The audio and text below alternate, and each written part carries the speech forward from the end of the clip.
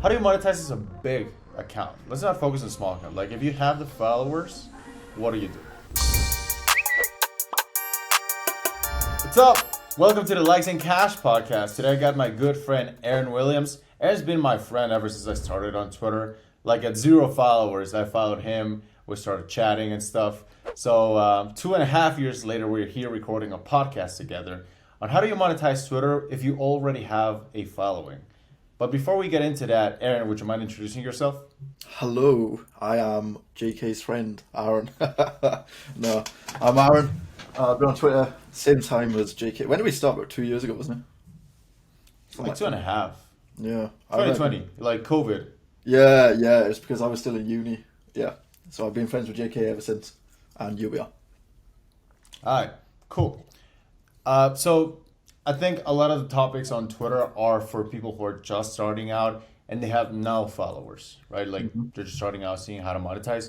You and I came to a kind of did it backwards. We got the following first, and then we're like, okay, how do we make money now, right?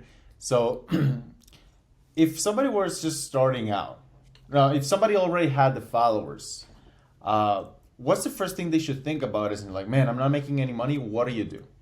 If they already have followers. Yeah. Well, it's about like I always say, there's two types of followers you can have. So that you got like the people with mass amounts of followers, but they're not really, loyal followers, or they're not really target followers. And then you got the people with a low, not like, like 10 followers, but you like a lower amount, like 10k, 20k, but they've got the followers who would buy anything from us, sort of thing. So I think it's always important to try and get the followers who will actually buy from you and will actually do or sign up for anything that you put out, sort of thing. So I think the first step is obviously you want to provide something to them that they want. Because obviously, if you're in like the e-com niche and you start going about like Twitter growth sort of thing, then it's not going to work. So I think the most important thing is, number one, if you're stuck and you don't know where to go, like ask. That's exactly what I did. Like with you, I had absolutely no idea what I was doing, so I messaged you, and here we are. So number one, ask. Number two, I would say 100% get some sort of funnel going. So like start maybe just with like a lead magnet or something like that. Because I know a lot of people are on Twitter right now with mass amounts of followers and they just don't do anything, they just tweet. So get some sort of email list going just so you can get people as subscribers, and then you can in the future sell to them. Get some sort of, even just a newsletter. You don't even have to give anything away. Like that's what I did. I just started a newsletter, and then I don't give anything away. I just do like a newsletter. So start a newsletter or something like that just to get some sort of subscribers, and then sort of hone in on your skills.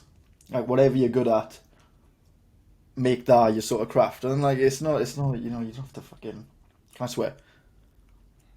I mean, you already did. It doesn't matter. Yeah, so honing your skills. So if you're good at writing, go down the writing route. If you're good at designing, go down the designing route. And because you've already got those sort of loyal followers who will buy anything from you, it's much easier to get inbound leads or to just, have warm leads or hot leads compared to if you got like a ultra cold audience, so you're trying to cold DM sort of thing. So yeah, just really hone in on them skills and utilize the sort of credibility factor that you've already got.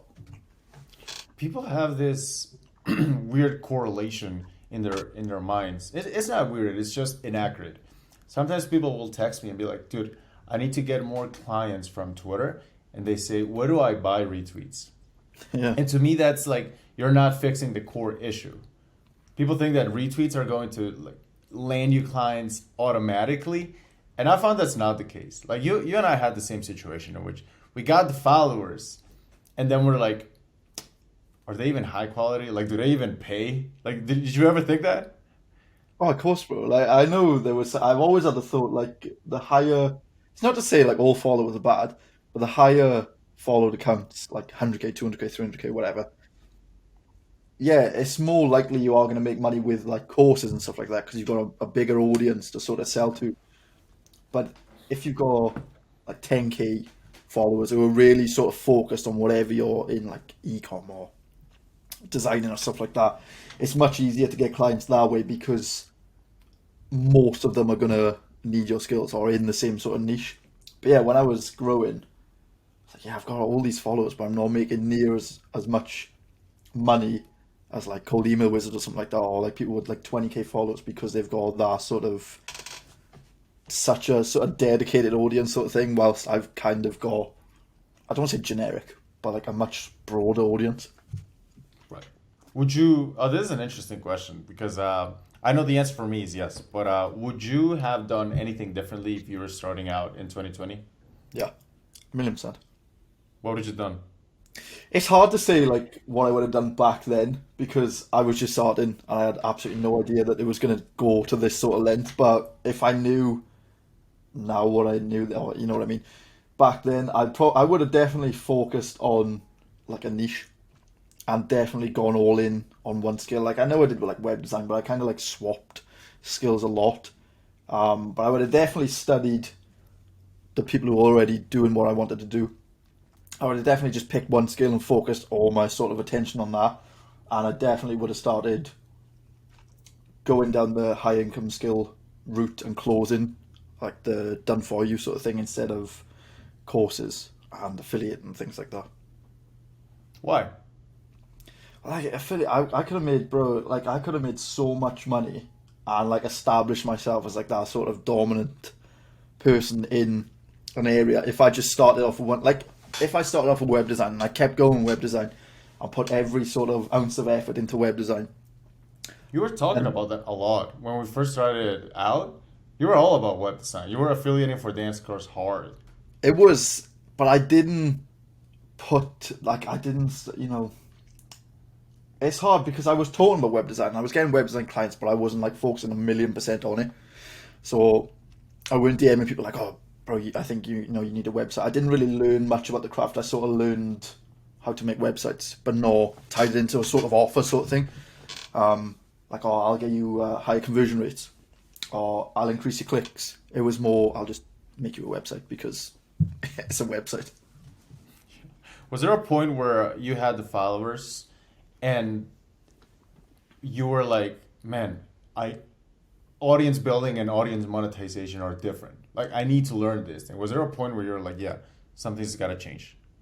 Yeah, it got to a point, like multiple little points. I think only now, like after joining Tweets and Clients, I've realized that, you know, you say, obviously, I'm not gonna like be really cliche, but you always say likes and cash, and I was like, oh, you know, bro, the likes are sick. You know, I'm enjoying waking up getting like 2k likes per tweet or whatever.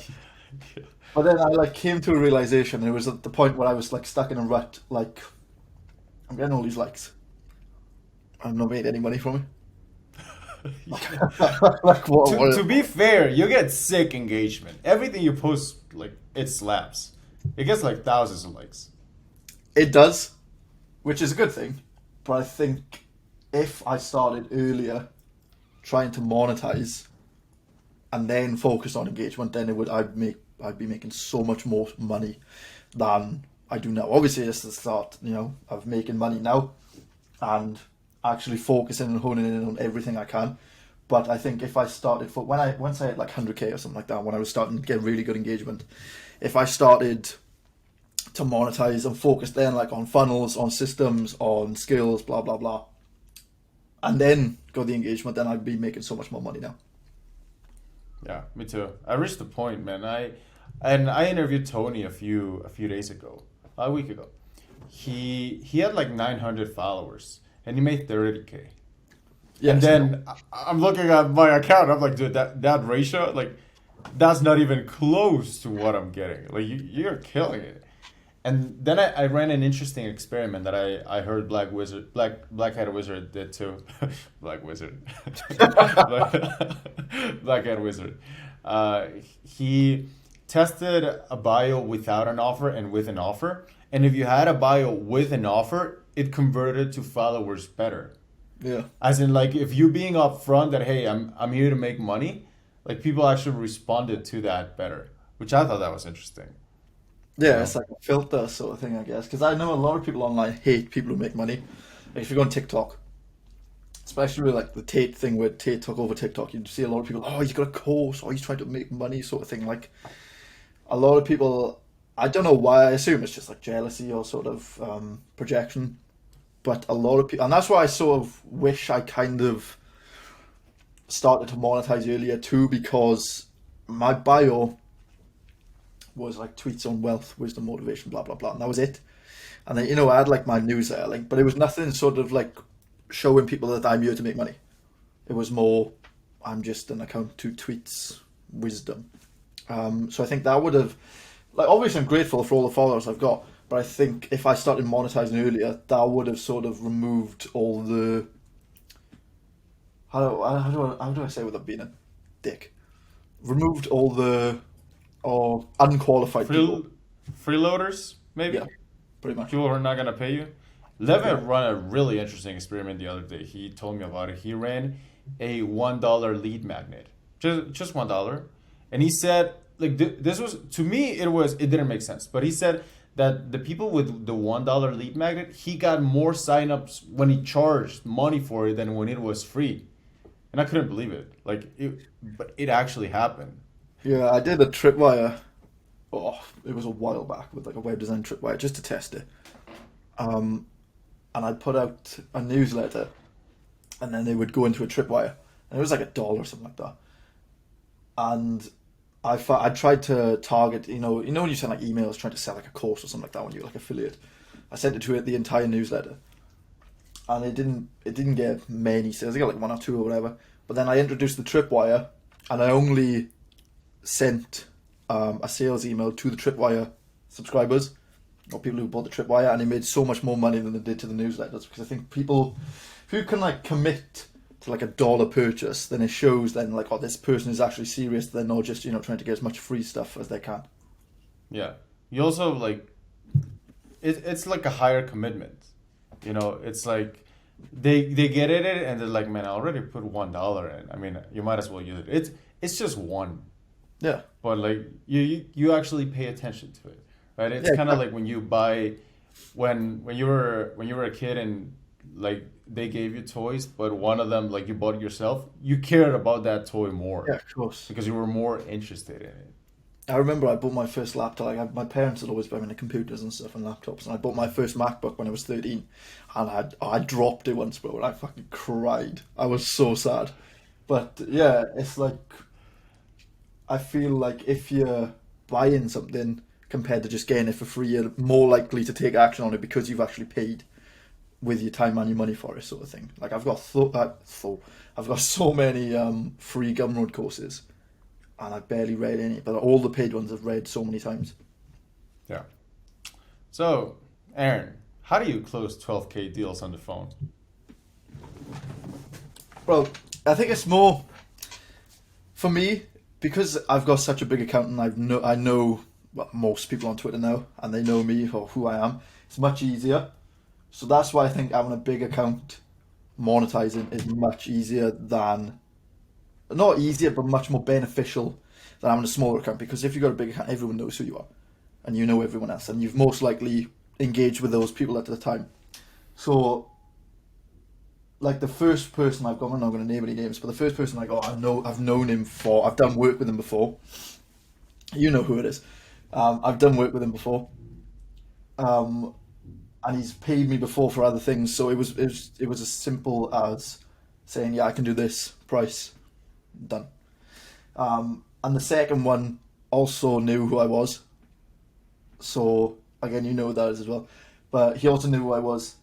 So I think that once the credibility factor is there, and once you've got that sort of authenticity, like, oh, this person is big on Twitter, he knows exactly what he's doing, everyone knows him, everyone can sort of vouch for him, it's much easier than trying to get on a call with a completely cold lead and then trying to convince him and then trying to show him what you can do and what you've done, sort of thing. So most of mine now are inbound warm/hot leads. I have done cold, and I've gone on calls with cold, and it's fine, there's nothing wrong with cold, but I think having that audience, especially as well with referrals as well, like people talk. People be like, oh, JK, I like saying cash guy, JK, JK, JK. It's much easier when people know who you are. Yeah. You ever read Naval's thread, How to Get Rich Without Getting Lucky? Yeah. He had one that I think explains it very well, which is if you want to get wealthy, take on greater amounts of accountability. Mm-hmm. And people give you money when you're a big account, but I think it's not because of the reason people think. Because if you have a big account and somebody, like, let's say you scam someone, God forbid you scam someone, but let's say you did something wrong and they say something, you're kind of fucked. Yeah. Because you build this huge thing for years, and that it's like if they say something negative about you, like they can really hurt you, you Yeah. know. Cool. So if Like I've got, people give you money because they know that you have not only the trust, but you also have a lot to lose, and having a lot to lose is what makes them trust you. yeah. Like it You know, works both ways, sort of thing. Like it could go a negative way if it ever does happen, but it also works out for the positive way. Like I got into tweeting clients because I know who you are. I know everything that you can do, and I know other people vouch for you as well.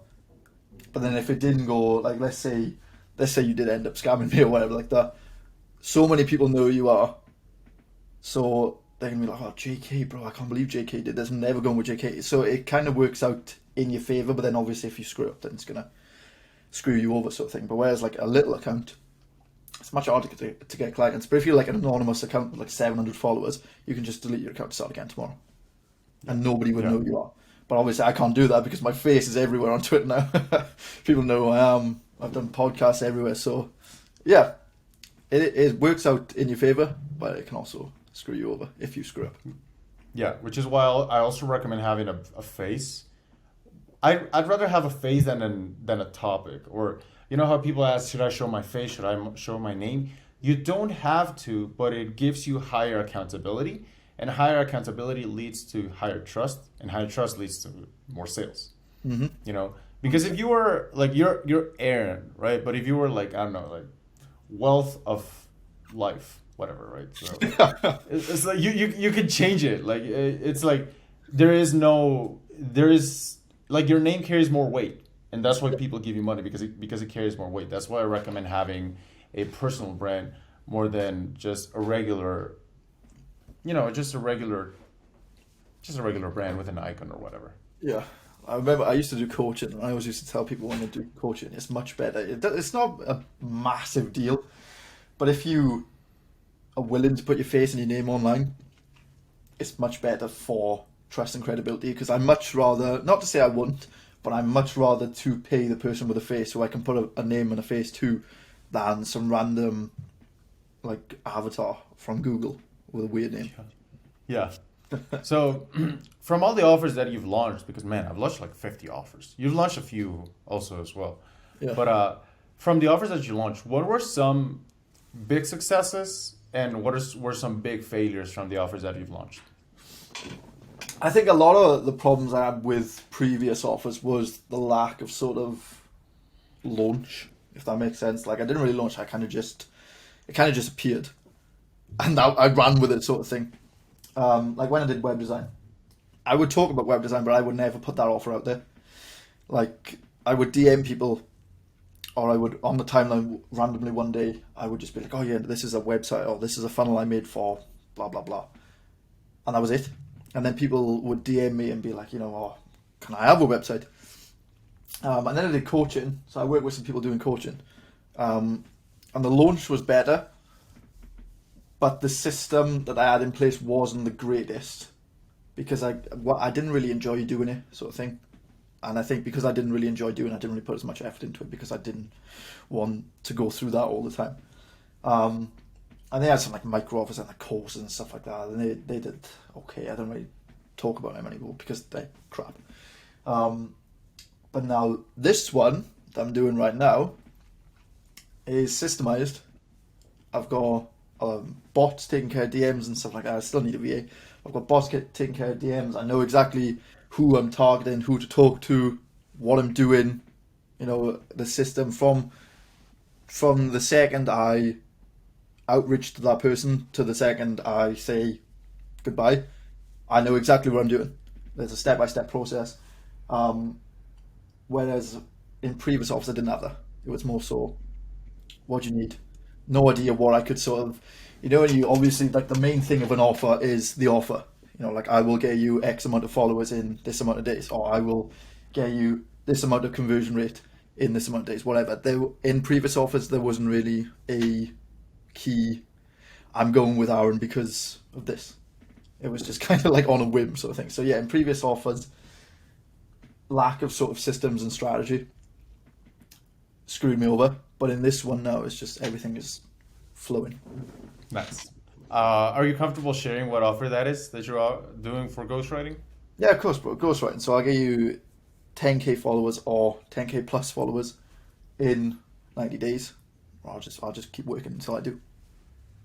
Yeah, that's the one I ran with, and it was surprisingly good because there are some people on Twitter, man. It's it's weird people, like, likes and cash, but some people only want likes. I'm like, Yeah. well, that's easy. I mean, getting likes is easy. Just write something, get a shit ton of retweets on it. That's what retweets are good for. But cash, not so much. You mentioned something that was interesting because I haven't talked about this a lot, and I don't know much about it yet. But automating DMs with bots, how do you do that? I didn't even know about it. I think Justin mentioned it. It's called like Hivo or something like that, .com, whatever. It's basically just like, I used to do it when I first started out, but I completely forgot to do it. So basically, because most of I say 90% of my sales or my clients are from DMs now, I like to kick it off with I don't like to message every single person, and because I'm not going to close every single person, and not every single person is going to be willing to pay me. So what I started doing is I use that bot, and it's basically like just like a welcome DM. I just say, yo, thanks for the follow. What part of my content resonated with you? And the goal behind that is to sort of use the bot to qualify without me having to do anything. So if I messaged you and I said, yo, thanks for the follow, what part of my content resonated with you? Most people just say, oh, bro, I like that tweet. To which I can kind of sort of qualify. Like, I just go on their profile then and be like, this guy does this. You can see what their goals are. You can see what their sort of intentions are, to which I'll continue.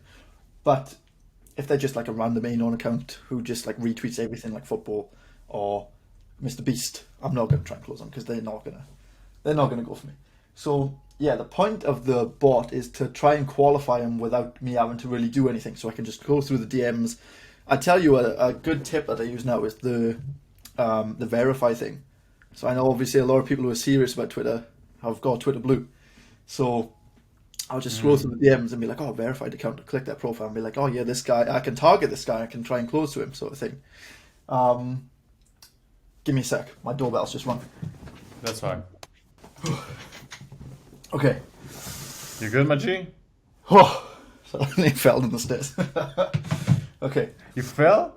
I nearly did. Oh, all right, so what was I saying? Oh yeah, like the verify thing. So Yeah. I'll look for people with the ticks, and I'll be like, oh, I can target that person because they're serious about Twitter.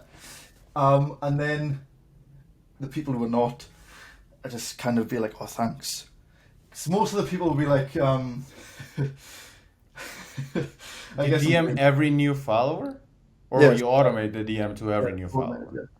And I'll just be like, what part of my content resonate with you? So they can be like, yeah, this resonated with me because I'm trying to grow. And then I can close. Oh wow, they tell you their problem straight away. That's a hot lead. Nice. Okay, good. Bro, nuts. Like, you got like the people then who'll be like, like, thanks for what part of my content resonate with you. Yes. It's too common. Yeah. But yeah, it's just a good way to get qualifying leads without really having to do anything, because they sort of qualify themselves. Yeah. I think people have I don't know if it's just wrong, it's just not entirely accurate. That if you have a good VSL and a good Calendly link, a lot of people will book calls if you just send retweets to it or write threads to it. That's not that much the case on Twitter, I find, right? I feel like people on Twitter, they book calls at their own pace. So when they have an emergency, they will go to your profile and they will book a call. But that's just for when they have an emergency, and I wouldn't really depend on that.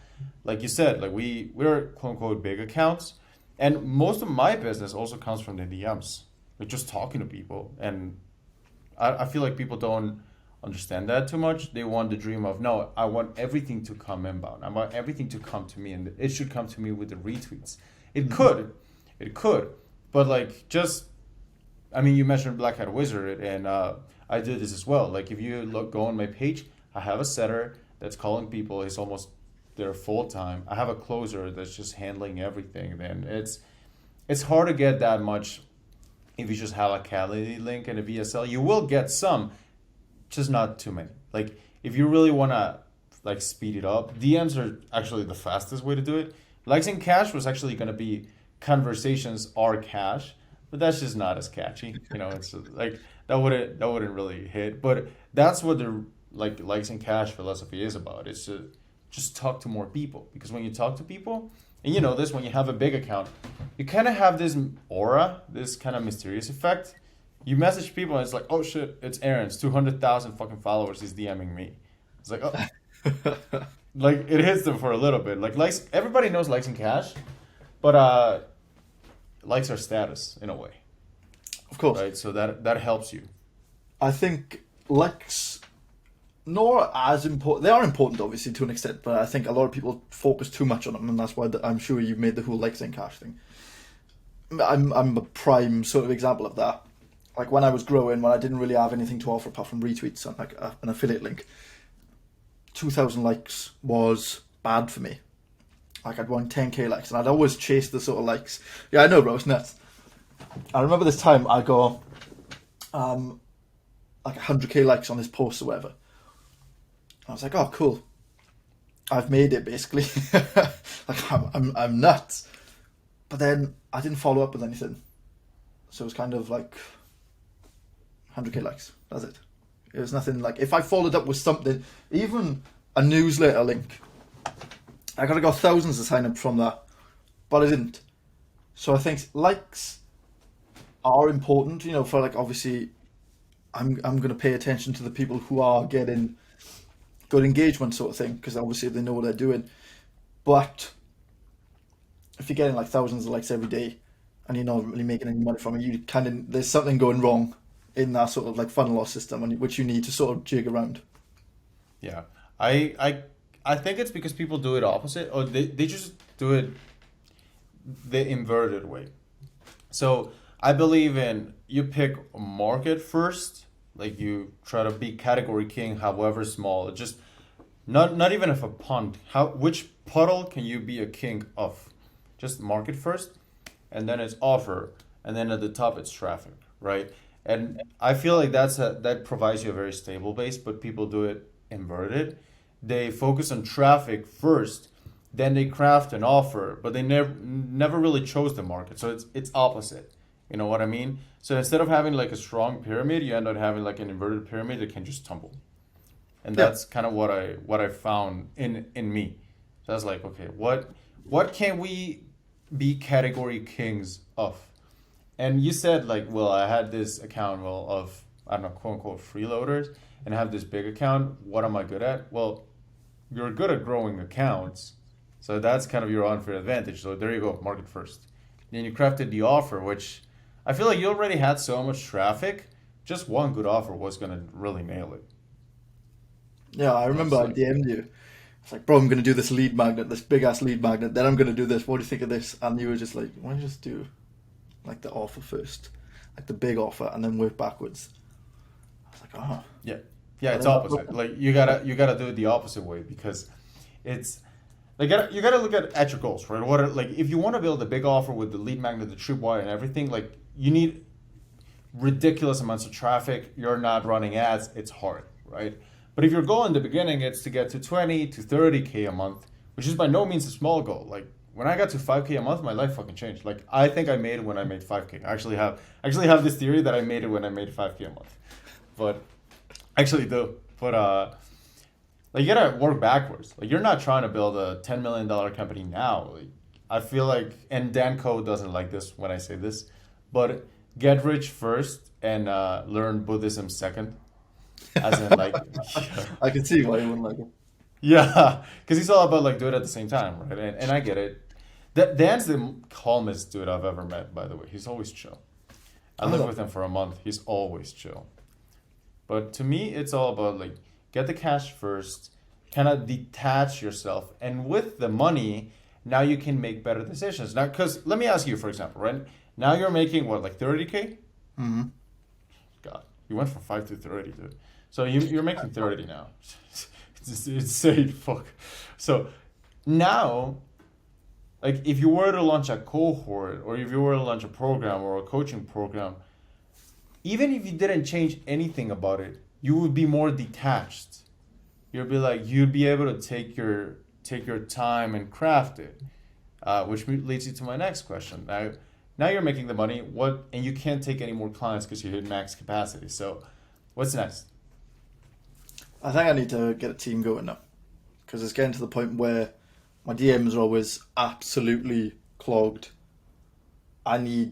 There's so many people, like I've got like 7 days worth of DMs to go through tonight because the bot is constantly going all the time. So I've got to go through and qualify them. I also have to cold DM people and DM people who are not so much not following me, but people who followed me when the bot wasn't active, sort of thing. Then I've got to get on calls with them, close. Then I've got to do the work, and it's just me. So I think I need to get some sort of team going, even if it's just to write whilst I close or whilst I focus on DMs. Um, so yeah, I think and then obviously once I've got a team going and stuff like that, I can make much more money because obviously I've got people working with me and stuff like that. I don't have to do everything on my own. So yeah, that's the next step. So if I may, so when I got to like 30K, a month on the agency, I couldn't scale it past that. I just couldn't scale it past that because the writers that I wanted to bring in didn't have the quality that I wanted, and if they had the quality, they would just work for themselves. They would just go straight for themselves. But I think one of my mistakes maybe can help you out, but I just didn't pay them enough. Like if I paid them enough, I think I could have got to like 50, 60 and hmm above, but I just didn't want to because I was like, no, like I'm getting the clients. I should get the money, right? So I don't know. Maybe it can help you. Maybe if you find good ones, just pay them well because Yeah. good writers hard to come by. It's hard. Yeah, for sure, bro. Yeah, that's just a piece of advice. Maybe it can help you out. But yeah. So if somebody right now has an account and they're big and they're because I experienced this, so I'm speaking from experience. Like I was secretly embarrassed because people with less followers than me were making more money than me, right? If somebody is in that situation, Aaron, how do you get out of it? I think if you're extremely stuck like I was, like if you're like, oh, what route do I go down? I know I'm good at, but I don't know how to do it. Just talk to someone who actually knows, like JK. That's exactly what I did, and here we are. I'm giving advice on how to do it. If you know what to do, but you're not sure sort of what steps to take or how to get there, I would completely. It's basically the advice you gave me like a month ago. I would completely forget about like newsletters or courses or affiliate and things like that, and I would just go all in on one offer, like the main offer. Like, look at what you're good at. If you're good at growth, coaching, if you're good at design, web design, if you're good at writing, blah blah blah, and then focus on getting clients that way. So just make one offer. The offer doesn't have to be. I think when you start, well, the offer doesn't have to be that much of an intricate offer. Like, oh, I will get you this amount of blah blah blah. It's just like something that can make them money or make them connections or something like that. And then go all in on go all in on that. So make sure you're DMing, put posts out about it, get as many clients as you can, close them all, make sure they're good, do the work, get good results, get testimonials done. And then once you've got like a good system of that, perfect. Then you can start going then into more systemizers and systems and funnels with lead magnets and with courses and stuff like that. So I think if you're really stuck like I was, either if you're extremely stuck, reach out to someone. If you're not so much stuck but you don't really know what you're doing, just pick something you're really good at and make people money with it. Yeah, And if you're like you're a big account, but you're like, man, I'm not good at anything. Well, you're good at growing big accounts. There we go. I mean, there you go. That you nobody can deny the proof that you have of that. So that's what Exactly. you can do. Yeah. But awesome, man. Is there anything you'd like to promote, or where can people find you? Yeah, I'm only on Twitter. I'm not using Instagram because I can't deal with it. I've tried so many times. But yeah, you can find me on Twitter at I am Aaron Will. If you do need ghostwriting services, then I've got 200k followers and know what I'm doing. And you can just feel free to DM me. Clearly, like if anybody's gonna ghostwrite for you and you want likes and you want to grow, I would actually say it's not a bad idea to get ghostwriting from a dude that says, "Well, I got 2,000 likes, but that wasn't that good." Just saying, hey, if that's what you want, it makes sense. But yeah, thank you so much for your time, man. I think this was valuable. Of course, bro. Thanks for having me. All right, see ya. See you, bro.